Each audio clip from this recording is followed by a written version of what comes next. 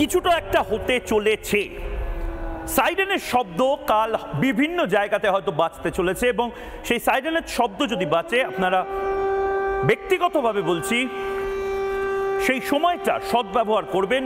ভারতের সরকার, স্থানীয় প্রশাসন যেভাবে যতটা সাহায্য আপনাদের থেকে চায় সেই সাহায্যটা করবে এবং যে সাইরেন বাজে সেই সাইরেন যদি আপনার এলাকায় বাজে তাহলে কি কি করতে হবে না করতে হবে সেই সমস্ত তথ্য আপনারা স্থানীয় প্রশাসনের থেকে বা সিভিল ডিফেন্সের যারা আধিকারিক রয়েছেন তাদের থেকে পাবেন।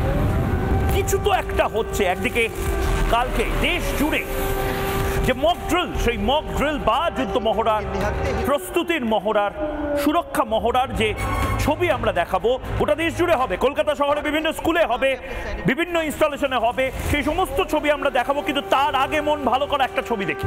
কিছু তো একটা হচ্ছে। পিনাকা মিসাইল, কেন হঠাৎ করে ভারত ৪৪ সেকেন্ডে ৭০-এর ওপর মিসাইল ছুটতে সক্ষম এমন একটি পরীক্ষা পোখরানে করবে? যে পোখরানে পরমাণু পরীক্ষা হয়েছিল সেখানেই পিনাকার পরীক্ষা হয় এবং সেই ছবি দেখুন ফুল ফ্রেমে।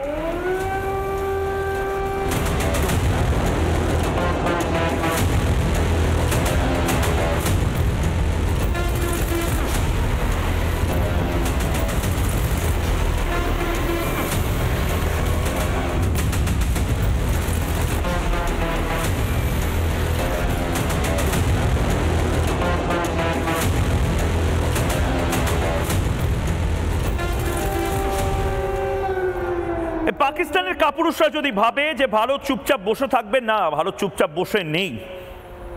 পাকিস্তানের দালাল কেউ যদি ভাবে যে আসলে ভারত কিছু করবে না, আজকে 14 দিন হয়ে গেল ভারত কিছু করবে না, ভারত যখন প্রয়োজন তখন করবে। কারণ ভারতের এই মুহূর্তে ঘরের ভেতরেও অনেক কিছু ঠিকঠাক করতে হবে, অনেক কলকবজা ঠিকঠাক করতে হবে।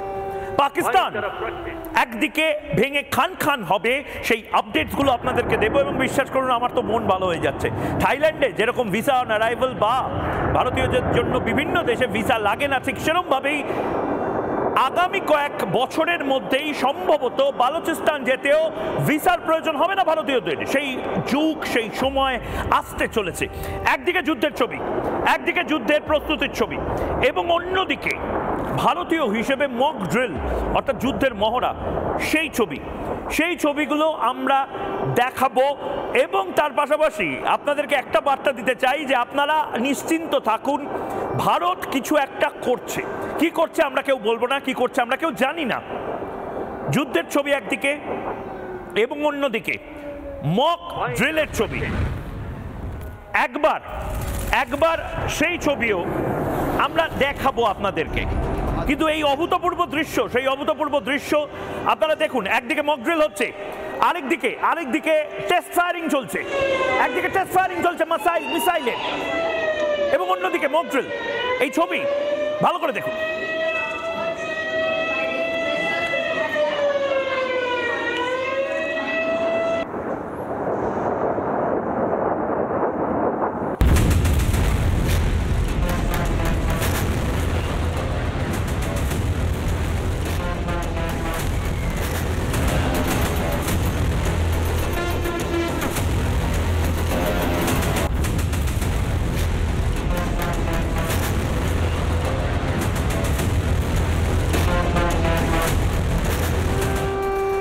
আবারও বলেছি, এর বারবার এই একই কথা বলছি। দেখুন, যুদ্ধ কখন হবে, আদৌ যুদ্ধ হবে কিনা, যুদ্ধের পরিবেশ কিরকম হবে, এই সমস্ত কিছু ভারত সরকার, ভারতের সেনাবাহিনীর ওপর আমাদের ছেড়ে দিতে হবে।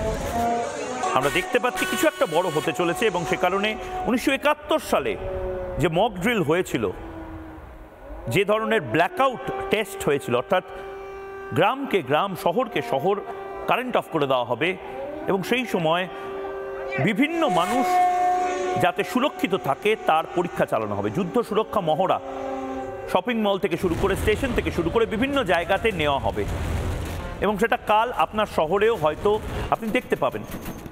আপনাদেরকে অনুরোধ করা হয়েছে ভারতবাসী হিসাবে, যুদ্ধ মহড়া বা সুরক্ষা মহড়া যখন চলবে দয়া করে প্রশাসনের সাথে সহায়তা করবেন।